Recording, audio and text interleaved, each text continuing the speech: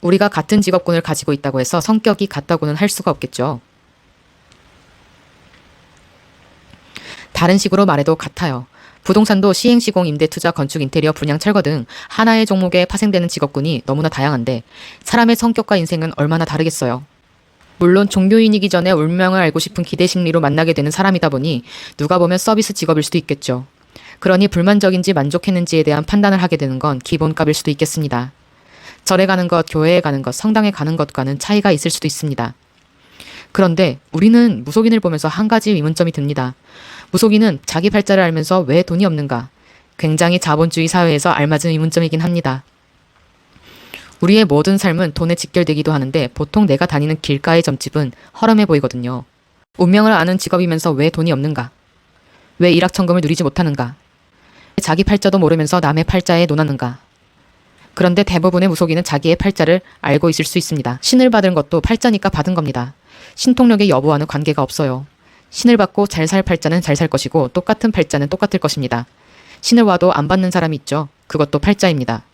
팔자 거린다고 기분이 나쁘실 수도 있는데 이 말은 의문점에서 왔습니다. 운명을 아는데 왜 그렇게 사냐? 이런 질문을 던졌기에 그렇게 살 팔자라고 이야기하는 겁니다.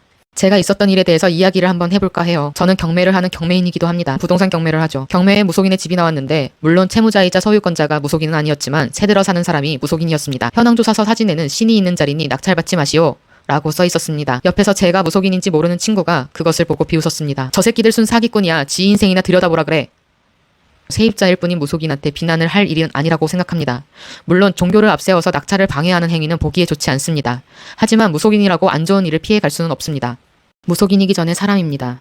우리처럼 꿈을 꾸고 우리처럼 생각을 하고 우리처럼 살아갑니다. 또 우리처럼 부모님이 있죠. 다만 직업이 팔자가 색안경을 낄 수 있는 그런 위치에 놓여 있을 뿐입니다. 그들의 사랑은 만지지도 못할 사랑이라 그들의 음성은 닿았는지 모를 바람이라 나는 점상에 앉고 남들의 이야기를 듣고 내 고충은 신에게 말하고 신에게 기대는데 사람이 사람한테 기대는 것과 사람이 신한테 기대는 것은 다릅니다. 철저하게 간혹 외롭고 억겁의 시간을 견뎌내야 할 것 같은 기분으로 온전히 받아들이고 사는 겁니다. 저는 22살에 신을 받고 30살에는 명리 공부를 시작했습니다. 팔자라는 것은 작용하고 있다는 사실을 알았습니다. 운명을 바꾸니 뭐니 하겠다는 말은 지금 내가 처한 상황에서 노력을 해 현재의 상황을 뒤집겠다는 말이지 정말로 운명을 바꾸겠다는 말은 아닐 겁니다. 이것은 사주팔자 안에 흐르는 시간인 10년마다 바뀌는 대운과 1년마다 바뀌는 세운의 작용입니다.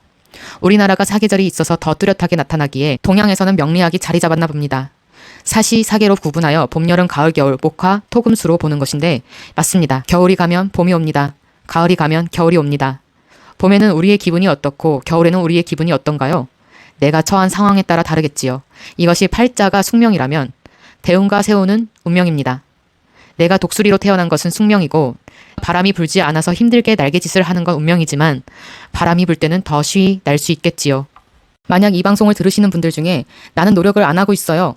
나는 노력 중이에요. 나는 노력을 안 하는 사람이 이상해요. 혹은 아무 생각 안 하고 있어요. 팔자 안에도 노력이라는 게 있습니다. 상신과 구신이라는 단어를 쓰죠. 그리고 삼합이 들어오면 실력을 검증받기 위해 무던히 노력을 해야 하는 것도 있습니다.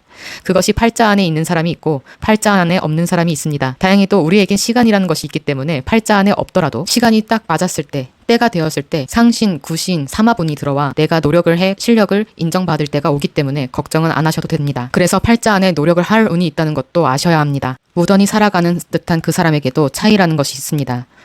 이별, 슬픔, 행복, 만남, 결과물, 운수 좋은 날, 운수 나쁜 날. 인간인이 당연히 느끼는 것들입니다. 무속인도 인간이니 이별도 겪고 슬픔도 겪습니다. 스님은 안 돼봐서 모르겠지만 그들에게도 속세를 벗어남에도 있는 고충이 있겠다 생각이 듭니다.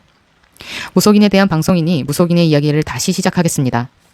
무속인에도 여러 가지 유형이 있는데 피부과 의사한테 가서 이가 깨졌으니 크라운을 해달라는 소리를 하지 않듯이 무속인도 여러 가지 과가 있습니다. 연애를 잘 보는 과, 인생 전반적인 흐름을 말하는 과, 미래 전략형과, 사업운과, 빙의 테마과 등등이 있을 텐데 무속인에게도 잘하는 전공이 있다는 사실을 아셔야 합니다. 그래서 내 친구가 잘 맞춘다고 해서 따라갔더니 아닌데? 하는 경우가 이런 경우일 겁니다. 또 가는 점집마다 얘기가 달라요 라고 하시는 분은 왜 다를까에 대한 의문점이 있겠습니다. 이것은 보는 기준점이 다르기 때문입니다. 신의 이야기를 하는 거지만 필터링은 사람입니다. 예를 들어 서양학과에 나온 학생들이 한 가지의 그림을 본다면 똑같은 감성으로 생각으로 그 그림에 대한 생각이 일치하지 않을 수 있습니다. 물론 일치할 때도 있겠지만 10명 중에 10명이 일치하기는 힘들다는 거죠.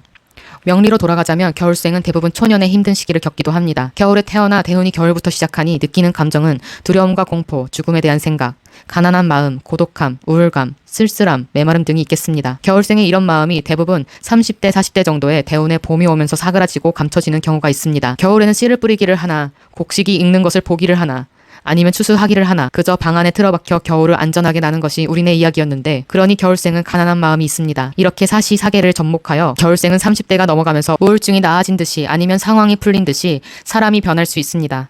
그래서 우리네가 결국 명리를 배우고 이치를 깨닫습니다. 내 인생에 문제가 없는데 구슬하라는 무속인은 무엇인가요?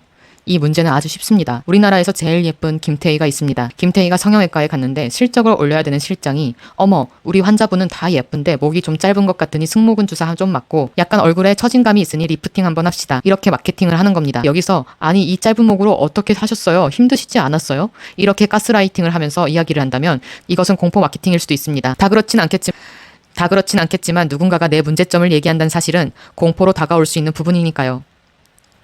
여기서 정말 내 삶이 문제가 있고 이상한 꿈을 자주 꾸고 내가 정말 필요로 해서 하는 굿은 말리지 않겠습니다. 저도 진접을 하듯이 당신들도 필요한 일일 수도 있으니까요. 하지만 내 인생에서 전반적인 문제가 없는데 나를 공포로 몰아간다면 내 정신을 맑게 하여 올바른 판단 기준을 세워야지 이끌리거나 기분이 나빠 하루 종일 꽂혀 인상을 찌푸리는 것은 그 시간의 마이너스일 뿐입니다. 그럼 반대로 무속인도 구슬하나요? 네, 합니다. 우리는 신령님께 감사하는 마음으로 1년에 한 번 내지는 2번 정도의 진접 구슬하는데 비용이 비슷하다고 볼 수 있습니다. 그러면 다시 우리 인생에 대한 이야기를 해보겠습니다. 내가 패배자로 산다고 해서 비참해질 필요는 없습니다. 사람은 겪어야 될 일은 거진 공통분모로 겪습니다. 그래서 우리가 환갑잔치를 하는 이유가 60갑자를 다 살았기에 하는 것입니다. 10년과 12년 사이에 공통점이 있습니다. 올해가 이민년입니다. 10년 전은 임진년입니다. 갑, 을, 병, 정, 무, 기, 경, 신, 임계 이 10글자가 차례대로 순환됩니다. 그래서 10년 전에 나의 생각에 대한 행동과 지금의 행동을 보면 약간의 비슷함이 있을 수 있습니다. 똑같다고 하지는 못합니다. 지지의 글자가 다르기 때문입니다. 그리고 내가 10년 동안 살아오면서 변하고 성장했습니다. 예전에 지나가던 사람이 나를 때리면 그대로 맞고 멍해져 있었다고 하면 다음에는 주먹 싸움을 해 경찰서에 같이 갑니다. 또 다음에는 맞고 신고를 하거나 저항을 할 수 있습니다. 같은 상황일 수 있지만 나의 처세가 다르다는 말입니다. 각설하고 내가 지금 잘 된다고 해서 기고만장할 필요도 없습니다. 쭉 롱런하는 기업도 있지만 부도가 나 망하는 기업들도 있습니다. 우리가 알고 있는 유명한 기업도 어느새부턴가 사라져 있거나 병합하거나 합니다. 사람의 인생도 정말로 뛰어나지 않는 이상 계속 날 수는 없습니다. 나는 노력을 하고 있는데 같은 노력을 하는 친구는 활활 날아서 부럽고 질투가 납니다. 이렇다고 하면 괜찮습니다. 질투할 필요도 없고 부러울 필요도 없습니다. 그 친구의 바람은 지금일 뿐입니다. 내가 바람이 불 때 그 친구의 바람이 나보다 길지는 않을 것입니다. 우리는 때를 기다리는 방법을 알면 됩니다.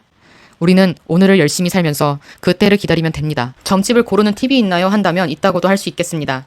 앞전에 필터링이라는 말을 했는데 무속인은 말에 힘이 있기 때문에 좋지 않은 말을 들으면 기분도 나쁘지만 실제로 예민해질 수 있을 만큼 들어맞기도 합니다. 해서 무속인이 입조심을 해야 하는데 입조심을 안 하는 경우가 있습니다. 그냥 대소사일 뿐인데도 안 좋게 이야기합니다. 그렇게 해서 영감을 떨치는 건 그 사람들의 목입니다. 중요한 일들을 짚어주고 나의 행복한 시점을 이야기하며 격려하듯 희망을 주는 즉 나를 힘나게 하는 무속인을 만나는 게 좋겠다는 개인적인 생각이 있습니다. 만약 시청자분들도 그런 무속인이 좋겠다라고 하면 장점을 잘 보는 필터링을 가진 사람을 만나시면 되겠습니다. 요즘에는 방송도 많고 미리 그 무속인을 유튜브로 보기도 합니다. 맑고 웃는 것이 꽤나 잘 어울리고 법당에 해가 잘 드는 꽤 괜찮은 집에서 살고 있는 무속인이 개인적으로 좋겠다는 생각이 듭니다. 나는 이 이야기를 하며 나를 12년 동안 걷어주시고 위해주신 신아버지가 생각이 납니다. 말을 마치며 사람 위에 사람 없고 사람 아래 사람 없습니다. 부처도 아니면서 내가 부처인 양 손바닥에 사람을 올려놓고 위아래 양옆으로 들여다보고 파악하고 결단 지을 필요도 없습니다. 내 슬픔이 영원할 거란 생각도 할 필요 없습니다. 오늘을 열심히 살지 못하면 내년엔 열심히 살면 됩니다. 각 개인의 만족에 맞게 살기 위해 노력하면 됩니다. 노력이 안 되면 좀 쉬어도 됩니다. 인상을 찌푸리지 않아도 됩니다. 지나가는 일일 뿐입니다. 좋은 것이 있거든 영원할 것처럼 마음을 다하고 열과성을 다하세요. 나쁜 일이 있거든 지혜롭게 잘 헤쳐나가면 됩니다. 단순한 것도 때로는 도움이 됩니다. 무속인의 팔자에 대해서 이야기를 하려다가 많은 것들을 이야기했습니다. 여기까지 하겠습니다.